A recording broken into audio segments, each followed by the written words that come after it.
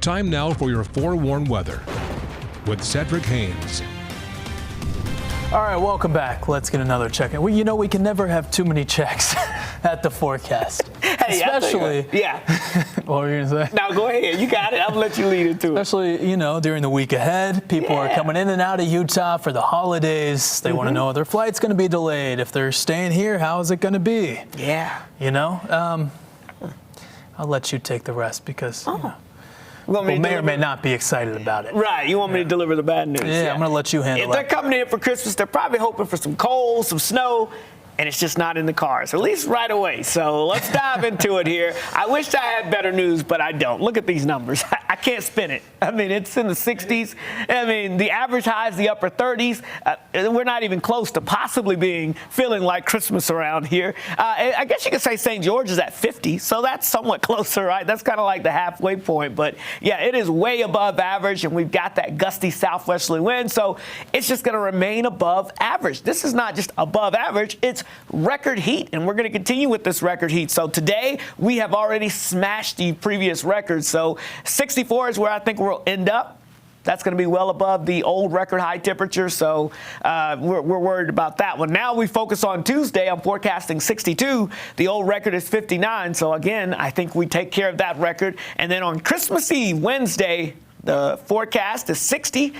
The record is 57. That's the old record, so I think another record will be set even on Christmas Eve. So a lot of record heat leading up to Christmas Day. As far as any precipitation chances go, this boundary is actually going to be retreating back to the north and west this afternoon. So if there's a shower along the Utah-Idaho border, I think it pretty much pushes north there as we go into late this afternoon. So mainly just some clouds and wind across the area today. And I think that will be the story Tuesday as our storm system reorganizes off the west coast. Then it moves our way in a hurry as we get towards your Wednesday. So by Christmas Eve morning, we're going to be seeing that rain first starting off in southwest Utah. I'm talking about you folks in Iron and Washington counties, and that'll make its way on off towards the north and east from there, filling in along the I-15 corridor as we go into your Wednesday afternoon and Wednesday evening. So as Santa makes his trek across the Beehive State Wednesday night, he's going to be dealing with a lot of off and on rain out there. Some of that can be locally heavy, especially across southwest Utah as we go into your Wednesday evening. And then notice even up towards the north, if you're going to look for some snow, there will be some pockets of heavy snow, but you're going to have to go above about 8,000 feet up towards the high Uintas. And then also, of course, across the southern mountains, that's going to be your best chance. So Bryan Head over towards the Tushers and back over towards places like Boulder Mountain, that's really your best bet of seeing that activity. Then on the day on Christmas Day, we're going to have off and on rain, maybe a couple of rumbles of thunder, and then some mountain snow showing up.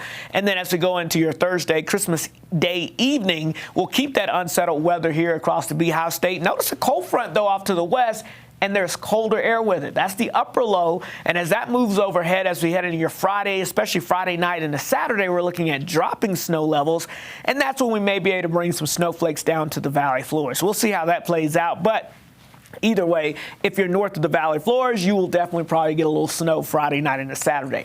So about a half inch to over an inch of liquid expected with this system as it moves through. And I remember I mentioned that potential of some isolated flash flooding. I'm talking about folks from Panguitch, Cedar City, Springdale, Enterprise, over towards St. George. That's where we do have a marginal risk of seeing some flash flooding. So if you have plans maybe heading out to some of the parks to do a little hiking, just keep that in mind. Flash flooding could be an issue. And again, and for the southern mountains, 6 to 12 inches possibly, 6 to 12 inches for the high Uintas, but a lot of our local mountains, just little to none here, at least with the first half of this system, that atmosphere river. The upper level low may provide a little better chance for some accumulating snow across some of our more localized mountains below 8,000 feet. St. George will be in the 60s here with breezy, warm conditions. Rain likely Christmas Eve night, Christmas Day, maybe even a couple of rumbles of thunder. And even on Friday, we'll keep a chance of a few showers around the Wasatch Front. We've got 60s with clouds, wind, and record temperatures. But notice Christmas Eve into Christmas Day, here comes the rain. Rain sticks around for your Friday, maybe a little rain, snow by Friday night into Saturday morning. And look at that. Finally, it's turning colder just in time for next weekend. Matt?